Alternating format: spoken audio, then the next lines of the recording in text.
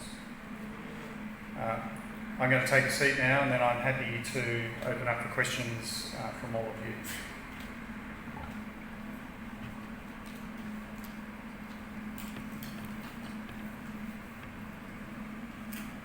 What is the present rule for illegal immigrants? Because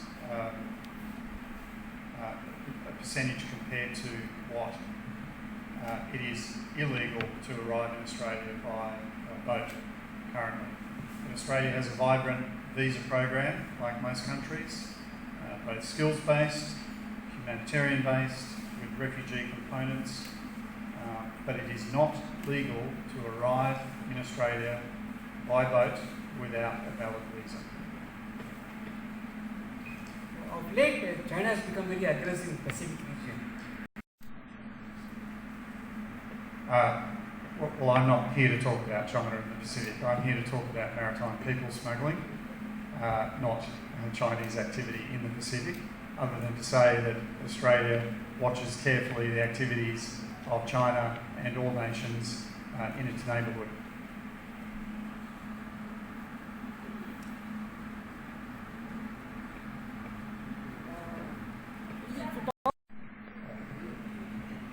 Well, Operation Sovereign Borders works around the entire region. So we work across 11, in fact more than 11 countries across South Asia, Southeast Asia, East Asia. Those that choose to undertake illegal boat journeys come from, historically, a number of countries.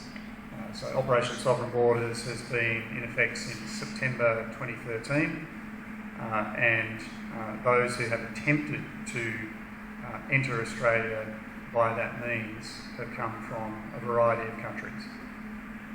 So the capital of Australia, closely aligned to the Department of Home Affairs, because it does come under the Department of Home Affairs, but obviously it has headquarters in each state and capital city in Australia. Is in command of all of the Australian Border Force. Till date? Till today? No, always. Always, okay. I've been representing him in Delhi this week. He would normally attend the heads meeting that I've described, as he is the head of the Australian Border Force, under which Maritime Border Command sits.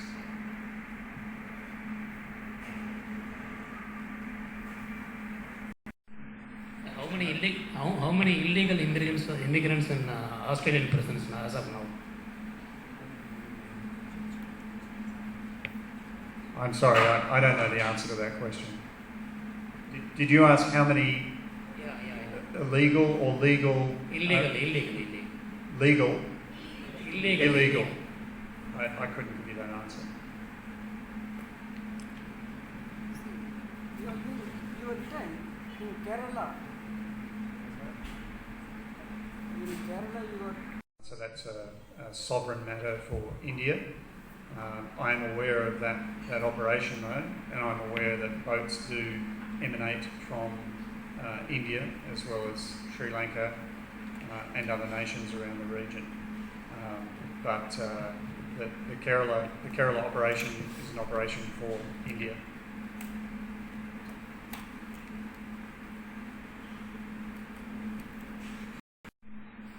The role of India with your organization? I see the role of India, like all of the nations with which we cooperate in the region, on broader people smuggling matters, and in my case, very specific maritime people smuggling matters. So I've been talking to my counterparts within Coast Guards and also Indian Navy on what are challenges for all Coast Guards and Navies, and in fact governments and law enforcement agencies across the region, which is illegal migration. So the role of India is much the same as the role of Australia in my view, and that is, as a good global citizen, that seeks to collaborate and cooperate on what are very challenging matters. Sir, here. Recently in Sri Lanka, there's been a political and economic crisis which have shaken the country. And is there any refugees data that they have migrated there to Australia? Can you tell about the thing? Or is there any steps taken, particularly on Sri Lankans who have come there? And is there any particular steps taken regarding the Sri Lankan refugees? And is there any data that how much people have come, or how much people have registered to come in this situation? Yeah, Sri Lanka's current circumstances are very concerning. They are going through a period of sad economic circumstances at the moment, so that is a push factor for some people to want to move away from their country. Australia has seen a number of attempted transits by boats.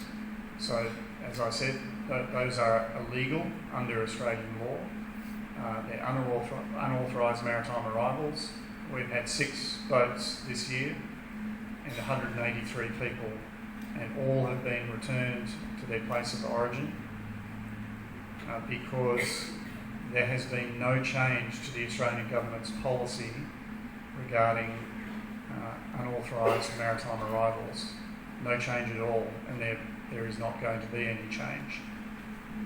So that is a message that is marketed by the criminals who are maritime people smugglers and used to exploit vulnerable people. I seek through media conferences like this to dispel that misinformation because it is quite incorrect. But the answer to your question is yes, we have seen attempted journeys to Australia. They've all been turned back successfully, and with the cooperation of the Sri Lankan government, with whom we've been working with since Operation Sovereign Borders was first stood up in 2013. So that there were 6 boats which have been captivated. Has it been captivated or has it been sent back? What I can tell you is that 6 boats have arrived in Australian waters attempting to enter Australia without visas. The 183 people on board those 6 boats have all been successfully returned to their place of origin and in good health at that. What is evident though is that in all cases the boats are in particularly poor states of repair. They are unseaworthy, and we see this when we intercept the boats. So it is not safe to undertake these journeys. It is dangerous. And we used to see often that Indian fishermen and Sri Lankan fishermen used to have, or Sri Lankan Navy used to arrest our Indian fishermen, stating that they have cross-border. Is there any the same kind of situation you have faced in Australia too, that the fishermen issues have raised there? Have you, or is there any data on the Yeah, so I mean the foreign fishing vessel activity in a nation's exclusive economic zone, be they abutting each other or not, is a matter for the 2 nation states. So I'll leave that to India and Sri Lanka. We also see foreign fishing vessel activity in Australian waters as well, as I suspect do many nations, seafaring nations who have exclusive economic zones that they want to manage their fisheries in. So we see it as well, and that is one of my roles with my other position as Commander Maritime Border Command. We use Australian Border Force and Australian Defence Force assets to patrol and respond to illegal fishing activity in Australian waters, much like any nation. which is the country or which is the nation which nation's fishing boat often has been given warning, or can you just tell about any nations, or is there any boats been captivated by Australian? Well, one of our closest neighbours is Indonesia, so the weight of foreign fishing vessel activity in our waters is Indonesian, but it's not solely Indonesian. But it's a region we live in, and we have maritime borders either shared or close to other nations in the Southwest Pacific, in Southeast Asia as well. And we also came to know that Chinese spy ships, they used to trawl and go over the maritime borders of other countries. Do you have any issues on this Chinese thing? Well, it's been publicly recognised in Australia that Chinese warships and Chinese survey ships of various sorts have been operating in Australian waters. Most nations, with militaries in particular, warships, undertake those sorts of activities.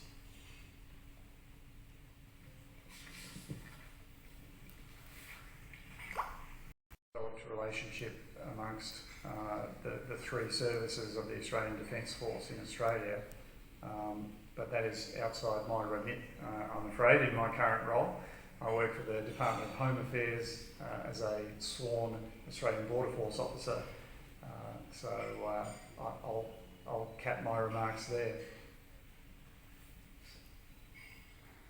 Bring to the country.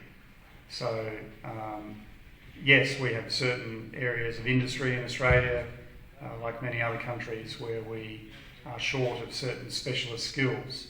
But that is the very point of a skills-based visa program, where we can assess people who apply for visas on that basis before they come to Australia via legal channels.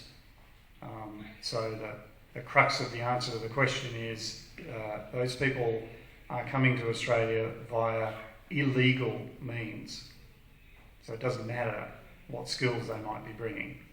They need to go and apply to come to Australia through the legal channels. The first time was 1992, and there's been a few times since, so it's good to be back. We greatly value our relationships with our Indian counterparts here, and also the non-government organisations with whom we work to address these challenging issues that I've been discussing today. But if there is one message that I leave you with, it is that nobody should be fooled by information peddled by criminals who are maritime people smugglers and seek only to earn money by exploiting vulnerable people. And there has been no change to Australia's policies. So nobody will come to Australia via boat without a legal visa. Thank you very much for your time this afternoon. For that, we're stopping all illegal immigration. Are you referring to Papua New Guinea, Torres Strait, or other areas? Your name and Oh, sorry. What would you like? your name. Oh, right. About My name is Rear Admiral Justin Jones. I am a serving Royal Australian Naval Officer who is seconded to the Australian Department of Home Affairs as Commander, Joint Agency Task Force, Operation Sovereign Borders. I am charged with countering maritime people smuggling. about the event. Vision for that, illegal trafficking. Sorry, what am I here for? Yes, sir. You just want me to speak and you'll... Okay, I can do that. I'm here in India to attend the heads of Asian Coast Guards agencies meeting in Delhi with counterpart Coast Guards from across the region, indeed the world. And I wanted to take the opportunity to come here to Chennai to meet with my colleagues and counterparts in the Indian Navy and also to meet with non-government organisations with whom we work closely on people smuggling issues, and in particular for us, maritime people smuggling. The message I'm here to give is that despite a change of government in Australia since May, there has been no change to the Australian government's policies surrounding maritime people smuggling and arriving in Australia by boat without a visa. The only way you can come to Australia is with a valid visa and not by boat. Thank you.